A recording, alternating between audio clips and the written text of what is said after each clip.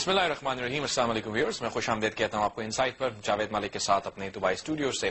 جیسے کہ آپ جانتے ہیں کہ آج کل کے دنوں میں جب ہم اپنے ملک کی سیاسی صورتحال کے اوپر بات کرتے ہیں تو اس کے ساتھ ساتھ وہ جرائد بھی ہمارے سامنے ہیں جو کہ مغربی میڈیا جس انداز میں ہمارے ملک میں ہونے والے واقعات کو پریزنٹ کر رہا ہے.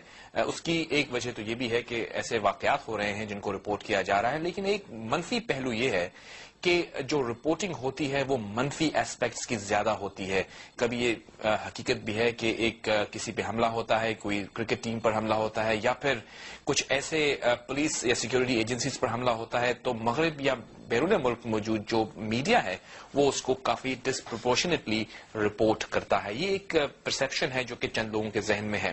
مغرب کے ساتھ پاکستان کی جو ریلیشن شپ ہے یہ بہت اہمیت کی حامل ہے، چاہے وہ امریکہ ہو یا برطانیہ، اور خصوصاً یہ کہا جاتا ہے کہ برطانیہ اور پاکستان کے درمیان بہت اہم ریلیشن شپ ہے. ابھی حالیہ دنوں میں لانگ مارچ اور اس کے بعد چیف جسٹس صاحب کی بحالی ہو یا تمام معاملات ہوں، آپ جانتے ہیں کہ کس طرح سے ان دونوں ممالک کا رپورٹ آتی رہی ہے کہ ان کی انوالومنٹ بھی رہی ہے، ڈائلاگ بھی رہا ہے، ڈسکشنز بھی رہی ہیں.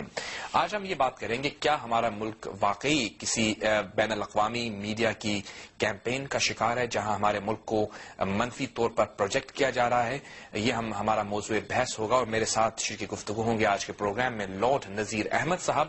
ایک جانا پہچانا نام ہے، برطانیہ ہاؤس آف لارڈز کے رکن ہیں اور ایک مختلف ان کی جو انوالومنٹ رہتی ہے مسلم دنیا کے امور پر وہ آپ کے سامنے. حال ہی میں سوڈان میں ہونے والے پیس اینڈ سیکیورٹی مشن جو کہ برٹش مسلمز کے بہاف پر یہ لیڈ کر رہے تھے، وہاں پہ خاطر خواہ ان کو پروگرس سامنے آئی. اور اس کے علاوہ بھی آپ جانتے ہیں کہ تمام ممالک میں ان کی انوالومنٹ رہی ہے جہاں جہاں پہ مسلم دنیا آپ کے سامنے رہی ہے. خصوصاً ان سے ہم سے یہ بھی پوچھیں گے کہ پاکستان میں ہونے والے واقعات پر یہ کیا رول ادا کر سکتے ہیں برطانیہ میں، مغرب میں، کیونکہ ان جیسے لوگ جو کہ وہاں کے ایسے جو ادارے ہیں ان کے رکن ہیں جن کی ضرور انفلوئنس ہوا کرتی ہے حکومت کی پالیسی میکنگ میں. لارڈ نذیر احمد صاحب خوش آمدید کہوں گا آپ کو اس پروگرام میں. سب سے پہلے تو میں آپ سے یہ پوچھوں گا کہ ایک جمہوری حکومت کے بحال ہونے کے بعد ہم یہ دیکھتے ہیں کہ الحمدللہ ہماری پروگرس ٹوارڈز ڈیموکریسی ہو رہی ہے. کچھ اسٹمبلنگ بلاکس بھی ہوئے، لیکن بالعموم مغرب میں جو تاثر جمہوریت کے حوالے سے تو پازیٹو ہے ہی، لیکن جو باقی واقعات ہیں ان کو اس طرح سے رپورٹ کیا جاتا ہے کہ لوگ یہ تصور کرتے ہیں کہ غالباً کہیں ہمارے خلاف کوئی کیمپین تو نہیں چلائی جا رہی. آپ کیسے دیکھتے ہیں برطانیہ میں رہتے ہوئے اس کو؟ ملک صاحب، جس طرح آپ نے پہلے انٹروڈکشن میں کہا ہے کہ بدقسمتی سے ایسے واقعات پاکستان کے اندر ہیں جو رپورٹ ہوتے ہیں. پاکستان کے اندر چاہے وہ میریٹ پہ بم اٹیک ہو، چاہے وہ سری لنکن کرکٹ ٹیم پہ اٹیک ہو یا پولیس اکیڈمی پہ اٹیک ہو، تو اس قسم کے واقعات تو ہیں.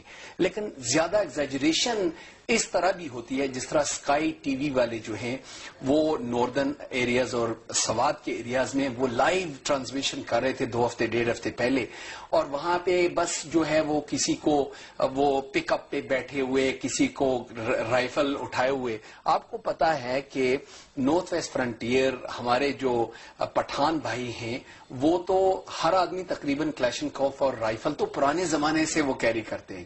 تو اگر اس کے پاس رائفل ہے یا کلیشنکوف ہے، کلچرل چیزیں بھی ہوتی ہیں.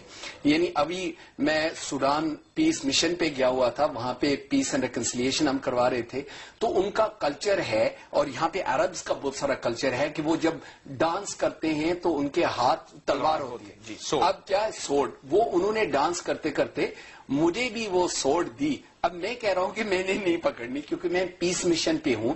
سوڈ لے کے اگر میری کوئی تصویر بنا لے گا کہیں گے کہ لارڈ احمد جو ہے وہ تھریٹ کر رہا ہے ویسٹ کو.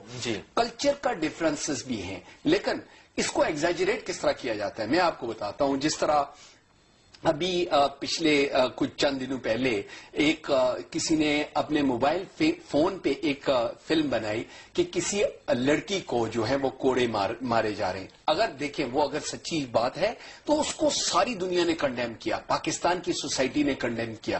لیکن اگر آپ لندن چلے جائیں وہاں پہ بھی آپ ریکارڈ کر سکتے ہیں ہر رات کو جناب عورتوں کی پٹائی ہوتی ہے، ہر روز شراب پی کے لوگ جو ہیں وہ ایک دوسرے کو مارتے ہیں، وہ ان کو لو لہان کر دیتے ہیں. اگر آپ دیکھیں تو لندن کے اندر، نیو یارک کے اندر، واشنگٹن ڈی سی کے اندر وائٹ ہاؤس سے کم از کم ہاف مائل تک اگر آپ دیکھیں تو شراب پیے ہوئے لوگ جو ہیں وہ لڑ رہے ہوتے ہیں، ڈرگ ڈیلنگ ہوتی ہے، ریپ ہوتا ہے، وہاں پہ ہر قسم کا کرائم ہوتا ہے. اگر کرائم ریٹ کو اگر دیکھا جائے تو شاید وہاں پہ New York, Washington D C اور لندن کا جو کرائم ریٹ ہے شاید اس سے جو ہے وہاں پہ کم ہو.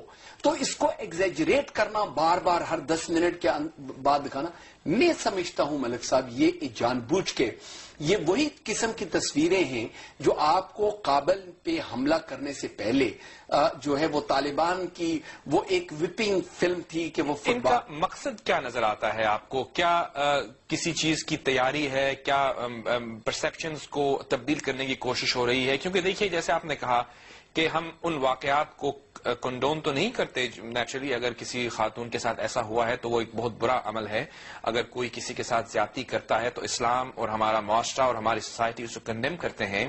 لیکن جیسے آپ نے بالکل صحیح کہا کہ مغرب میں بھی ایسے واقعات ہوتے ہیں، ان کو تو کہیں نہیں اچھالا جاتا.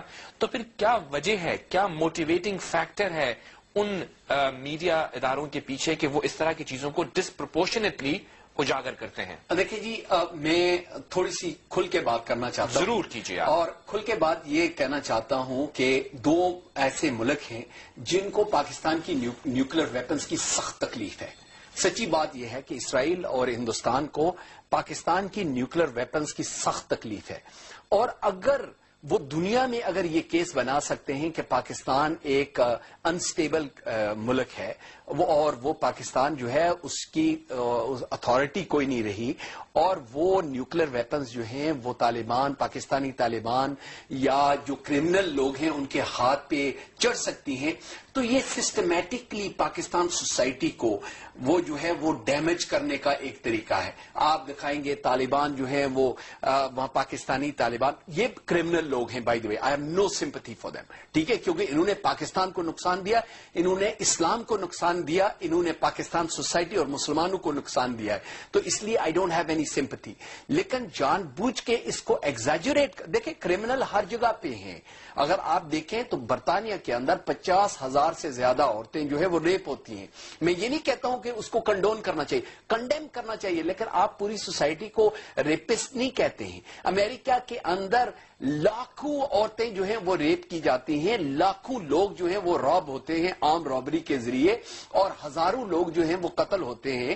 لیکن اس کو آپ پوری امریکن سوسائٹی کو آپ بدنام نہیں کر سکتے. اگر آپ کہیں کہ پوری امریکن سوسائٹی ایسے، آپ نے دیکھا نیو یارک میں وہ آدمی جو ہے گن لے کے کس طرح گیا، کس طرح اس نے لوگوں کو قتل کیا، اور بعد میں سنا ہے کہ وہ اس کی بھی کنسپیریسی پاکستان کے ساتھ ملائی جاتی ہے.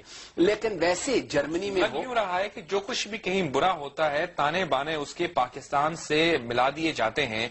اس لیے لوگ یہ سوال کرتے ہیں کہ کہیں جس طرح آپ کیا سمجھتے ہیں، آپ نے پہلے ذکر کیا اپنے جواب کے شروع میں کہ ہندوستان اور اسرائیل جو ہیں وہ انکمفرٹیبل ہیں، ان کو خوف ہے پاکستان کے نیوکلیر ایسیٹ سے، تو کیا ان کے درمیان اشتراک نظر آتا ہے آپ کو؟ وہ تو پہلے سے ہے، پچھلے تقریباً 5-6 سال سے، جس وقت مشرف صاحب جو ہیں وہ انچارج تھے، ان کو پتا تھا. میں نے کئی بار ان کو خود بھی بتایا ہے کہ کشمیر کے اندر جو ان کی جوائنٹ ورکنگ گروپس بنی ہوئی تھی اور ان کی انٹیلیجنس سروسز وہاں پہ کام کرتے تھے. اور یہ ایسی دیکھیں، میں کوئی یہ اینٹی اسرائیل یا اینٹی ہندوستان کی سب بات نہیں کر رہا ہوں، میں فیکچوئل بات کر رہا ہوں، کیونکہ ان دونوں ممالک کے انٹرسٹ جو ہے وہ اکٹھے ہیں. انٹرسٹ کی بات ہوتی ہے کس طرح وہ پچھلے دنوں میں، بلکہ پاکستان کی ریئیکشن یہ تھی کہ بھئی اگر وہ اکٹھے کام کر رہے ہیں تو ہمیں اسرائیل کو جو ہے وہ ریکگنائز کرنا چاہیے تاکہ یہ مصیبت ہم سے ٹل جائے. ایکچوئل بات ایسی نہیں ہوتی. اگر پورا مسلم ورلڈ بھی اسرائیل کو ریکگنائز کر دے تو وہ اپنی نیوکلیر ویپنز رکھیں گے اور آپ کو نہیں رکھنے دیں گے. سملرلی ہندوستان بھی اپنی رکھیں گے اور بڑھاتے جائیں گے، امریکہ کے ساتھ بھی وہ کوآپریٹ کرتے جائیں گے، لیکن آپ کی نیوکلیر ویپنز جو ہیں ان کو وہ تھریٹ سمجھتے ہیں. اسی لیے کیونکہ جب سے پاکستان کی نیوکلیر ویپنز ہیں تو اسی وجہ سے تو ہندوستان ابھی تک پاکستان پہ اٹیک نہیں کیا، ورنہ 65, 71 اور ریگولر کبھی ایک جناب پاکستان کا حصہ وہ قبضے پہ لے رہے ہیں، کبھی کمر کا علاقہ جو ہے وہ لے رہے ہیں، کبھی وہ گلگت کا علاقہ لے رہے ہیں. تو اب وہ نہیں لے سکتے ہیں کیونکہ